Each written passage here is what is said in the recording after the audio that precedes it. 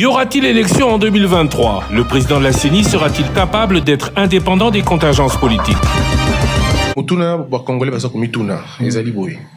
Est-ce qu'il y a solo élection en 2023? Est-ce qu'il y a solo déjà tout ce qui est et to banza to kanisa qui ou bien ça déjà certitude qui est causal? Yami balé mo ndeko lo sakona tunaki ezali bato bazana poto balanda biso pe mo kuna ba pe na posa ba ba soki na maponomi oyo bango pe ba kozala concerné to pezaka ali solo et komina nous solo penzate. Biso na kati ya CENI to sala manso otokoki ko sala po batu nyonso ba participer na élection même ba congolais libanda to lingi ezako na feuille de route na biso moi mukanda on a to komaki otoche ba activité nyonso to sala to chepe bande ko na biso o baza na étranger po bango pe ba participer na élection. Alors élection est-ce que ça mato ça maté et que ça la parce que biso nous sala na biso ngwana ce que ça maté ça signifie que tu échoué dans le biso, quelles que soient les raisons. Donc, na makanisi na biso na kati ya CENI, tozali même pas considérer que report ou bien glissement et que ça la maté. Bon, ndenge kasi yo ozali siko pour bato ba yo kanisa que ozali ba cheonde kocha o to ba kineli biso ko kinela sika yonde ozali wana eloko ni yo ko pesa biso ba congolais pour na nini to ko ndima ke yo ko pesa biso maponomi ya malamu. Ba otala musala naza osala musala nazo sala les amsa moko ya na luka batu nyonso to puta na bango to solola na yo o bango balingi na o baboyi parce que biloko mingi pe batu balingi te to ko kana bango mais je pense que ba ko juger biso kaka na auto zo sala parce que jusque là batu balobi ma mingi na kombo na biso to lo bakate po to lingi ba division et les kamingi te mais va observer biso. Déjà, on a peu cet exemple mouké. Soit elle a feuille de route na biso, to tient ma observation, il y a processus. To bandi ango banda sikoy. To le bité que bat baya kaka na 2023 na souka te. To bi baya déjà sikoy ba banda. Donc to copé ça ba autorisation, ba accréditation ne ba benga ango na ba média na ba confession dans la société civile. Et donc, observateur, na témoin à parti politique, bako banda déjà siko. Ça, c'est une façon, il y a pour créer confiance, va comprendre que eloko ya ko bomba ma eozali susute. Donc, ba juger biso na owana, wana ezaka exemple, mais makamuza mingi otozo sala, ba cadre de concertation to fungola ngo lisusu, comme ça, to sololi. Président, na beaucoup se penza, olobi batu balobaki mingi pona yo. Mais za occasion lobate. Oya ndenge nini, oza candidat à pouvoir te, osala na régime te, osala na président actuel te. Justement. Nous sommes izaraka ndenge na lobaki. Ndenge processus ya kopona président à CENI ou bien ba membre à CENI, eza processus moko ils sont compétitifs donc ils allaient yo yena oya yo mutu mususu yena oya ye siko yo bandi ko tombola oya yo ye azokitisa oya yo suka batu bako kanisa ke o bozolo ba wana po bo matisa bo kitisa mutu eza solo ou bien batu bako yebate ba présentateur politique to yebi ba présentateur politique ba lobi par exemple et mona na mwinda te me na butu to yebi ke les 6 ya koto na les 2 ya koto bazana ngambo to yebi makambo ndenge za yangwana na droit balobaka ceux qui au fundi mutu na likambo il faut la sa preuve pour ce preuve ezalité et ozala ngana lobi kambo yo lobi mususu preuve ezali to sala na bango te oyebite donc na candidature na yo en indépendant les 6 wana ba soutenir yo te obimi oui te wana ezali kaka oyebi makambo wana wana ezaki ba 6 wana ezali ngoya nzambe pour ba 6 wana bobo santé que na 2020 ba pona ki mususu mais en 2021 j'ai eu le temps ya kosola na bango bamoni mikanda nanga bamoni ba CV nanga na boy ko belela mingi mais soko tangi CV nanga o comprendre que ils ont quand même na moi d'accord misolo à l'élection budget zali boni ozui déjà boni na minute budget il y a opération pour tobo sanate élection et ça na la budget ya opération nan tozu ata le meilleur mon côté.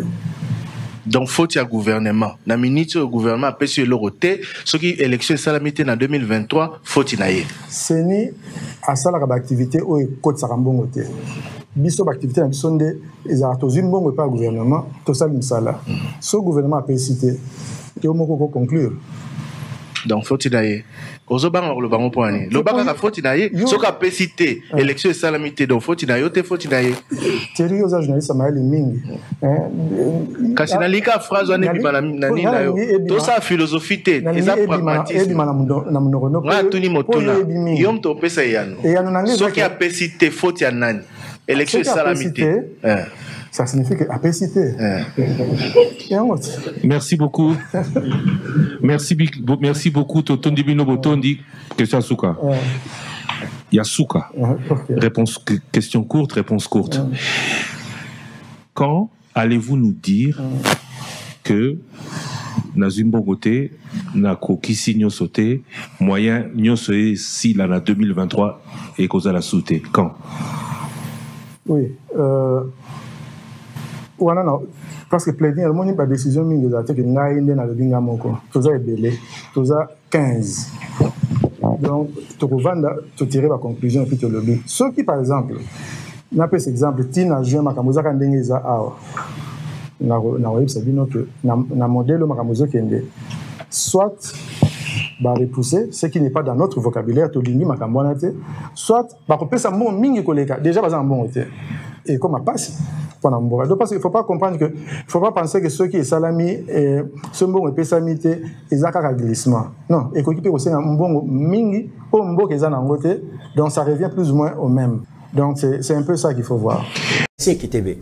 Ce qui 2023 élection ils allaient organiser Bino la Mouka beaucoup ça la ligne parce que lobby des gens de Kokadima zala qui devant la presse Bolandi en Bino Nyos. Tout autant la constitution constitution lobby. Vous devez organiser les élections. Si vous organisez l'élection dans les délais constitutionnels, au SANU. Très bien. Alexis qui était Bemotuna et Mibale. À venir, nous avons fait une union sacrée. Union sacrée. Une phrase simple. Union sacrée, bon, en fait, moi, je épilogué parce que le une phrase simple. Union sacrée, ça va s'éclater. Parce que les gens sont venus pour les intérêts. Ça va s'éclater avant les élections. Ça, je te préviens aujourd'hui, tu vas savoir. Parce que là, beaucoup de Congolais, ils sont venus, les Congolais sont tellement égoïstes.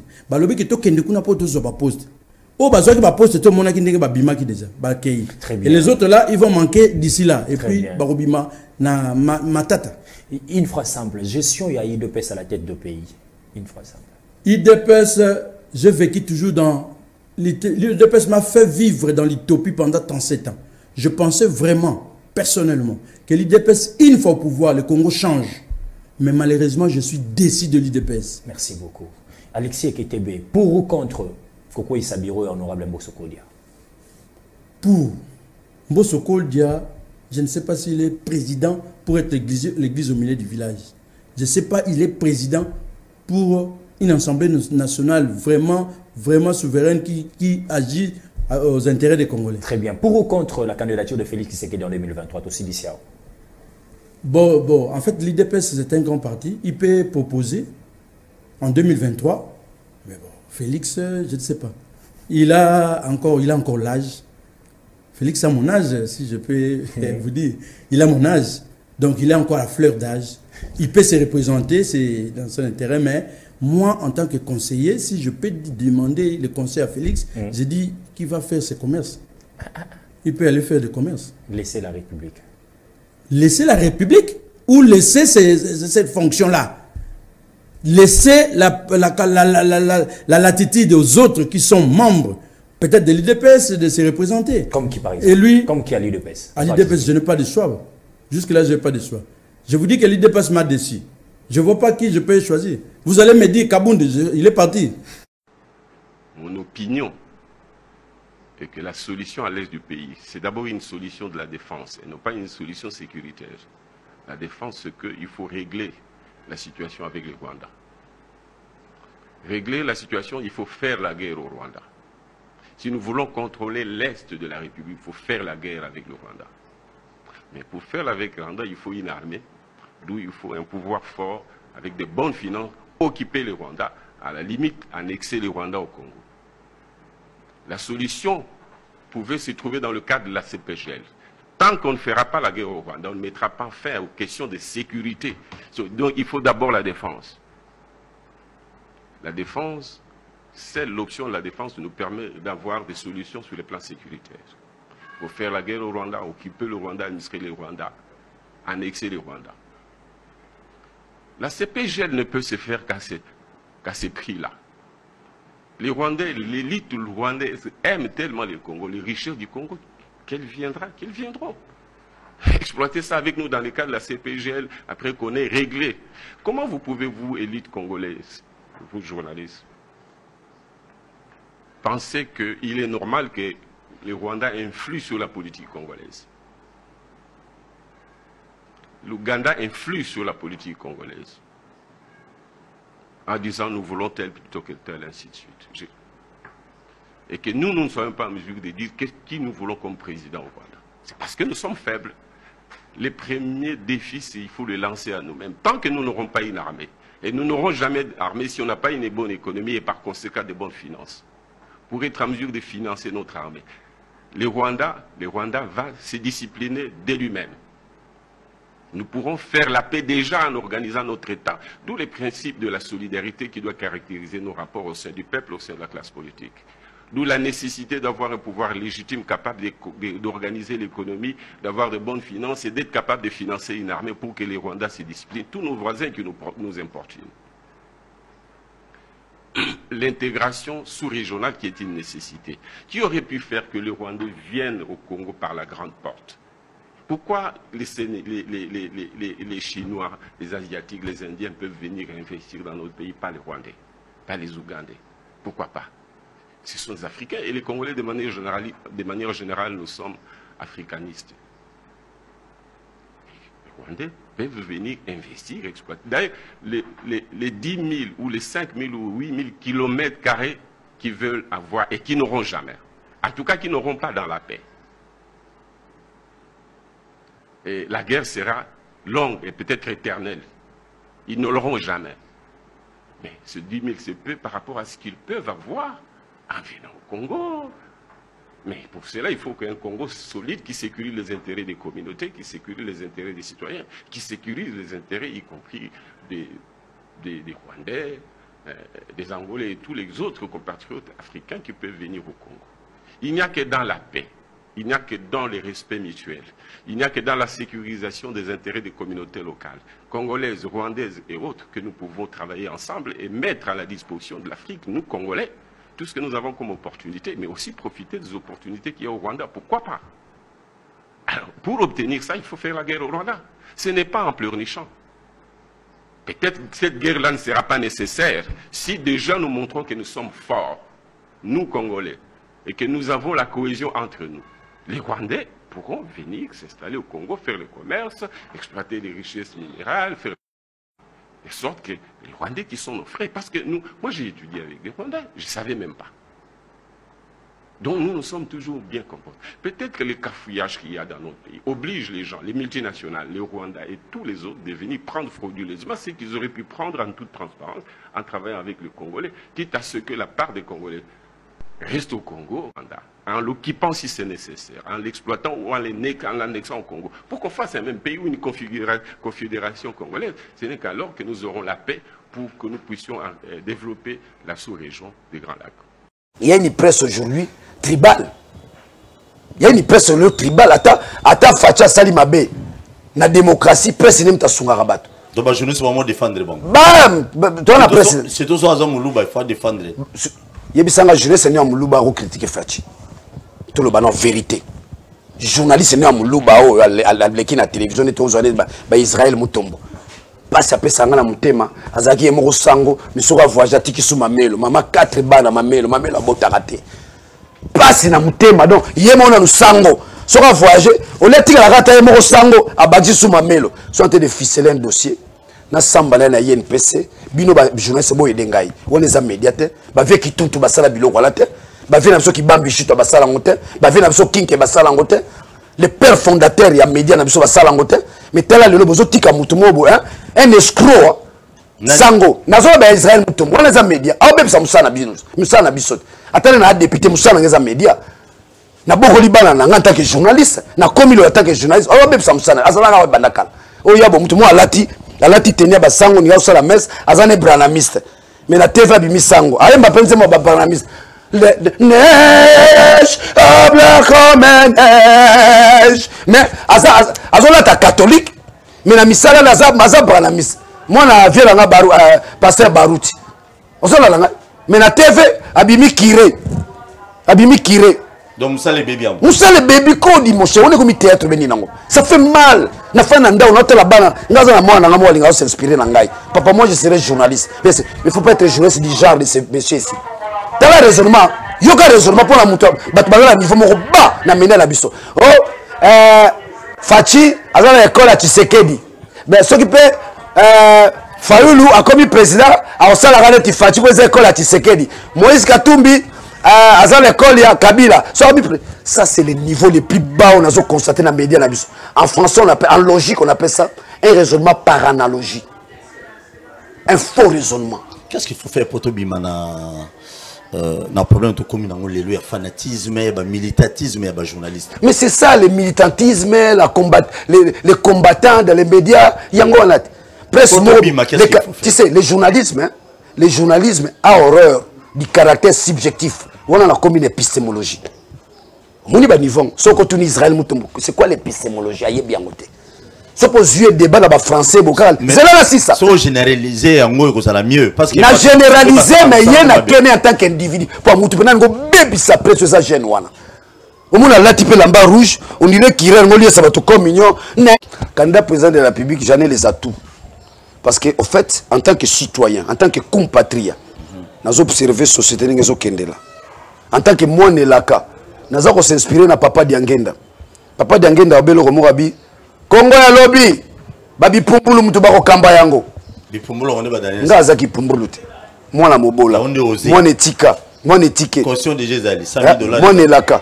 $100,000 to relance opération. $2 pour na Daniel Safa bongisa Congo. Pour bango babi Congo kufa, mais ngala za na vision ko bongisa Congo. Na peso ke loka mukie pour ba Autriche. Ya mukie kaka. Beta biloko. Ya mukie kaka. Beta biloko. Lelo. Daniel Abeta. Ce qu'on appelle les plantations sémencières. Il y a l'osso, une tonne, il y a l'osso. Hein? C'est-à-dire une tonne sémencière, il y a l'osso. Ils ont $8,000. Une tonne, il y a cuivre, ils ont $4,000. Et puis, ça a lié sa peuple. Puis, la tonne, ils ont quitté en boca. Na oué la cuivre, tu na oué la l'osso. Na oué la l'osso. Maman a sali réserve stratégique à ba minerai. Une tonne sémencière, il y a maïs. Ils ont dans les $6,000 à $7,000. Une tonne à cuivre, c'est $4,000. Si on a oublié ça, la plantation sémencière, il y a maïs. Automatiquement, on a lié si ban à Congo foufou, Moujima et Kana Nzale Zalate. Masangu na masangu barodamo moni na bagabari babota bisu bakoli. Ah moni batakala barabo, lelo baza soute. Bat baromi dimi. Ozolala biso za ba dimi. Donc si nous pouvons partir de l'agriculture, tout à s'inspirer dans Mobutu. Mobutu nous sommes mabete. Mobutu a formé des agronomes. Donc à chaque territoire, tel le 145 territoires. Sur les années d'année, ça a formé des agronomes. Bah petit dans la campus, bah ça l'agronomie, bah autant qu'on fait les. So si chic, na bois qu'on a des territoires pour na nini, bon gérer, hein, production agricole. Nanzela ko lia, bah tout ça bah lié malamu. Comme président de la République. Ça la comme président de la République. On les a pas vision na. Non lingolo bah on te bah Autriche. Bah on va limiter. Bah bah bête bah so de minerais pas oyiba, bah minerais on te. Pour nga minerais tant on a on transformer on a Kinshasa. Na kati Congo. Or diamant. Ozora langa. Tala biso tozo or na biso awa. Or brut tozo tekango ba sa su bijou ba tekeli biso. So ke na isiro, hein, grama or yangoti. Kwa biso za na biso. O biloko vient nga defao pe a sonam. Omoni. Eza or na defao yo pozo ki moko. O eza or brut or na somba ngo na isiro. So na somi na isiro na somi or brut na pesi batu nga Afrique d'ici. Na pesi batu nga na bamboka mpaya basalelinga. Omona te ba desse. Nazo mikumisa nanga te biso bana la gato mikumisa wana candidat président de la République na bombi na ngai pona lakisa oyo ke biso moto ko sala na Congo a yango omona te ki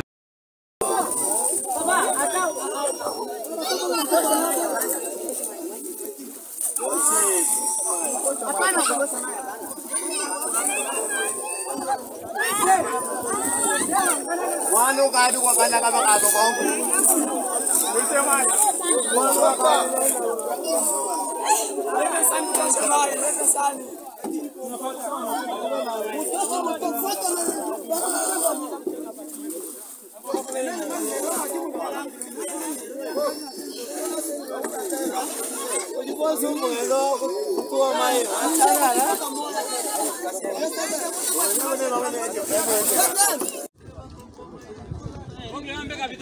Ha.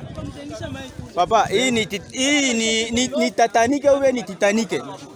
Système Titanic. Aba. Ni kweushi. Mupime mbele kusuma mtumbu ile tuone bien.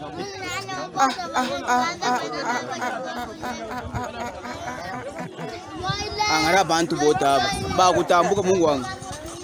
Mungu wangu.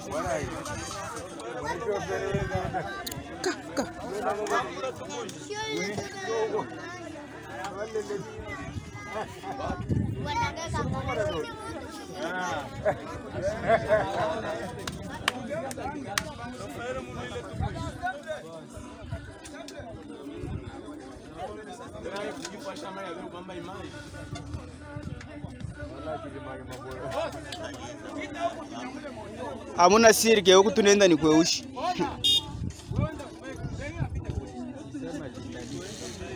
Hapa kama na confine, sipenda hata mtu mmoja arudi. Mwe bote paka kule.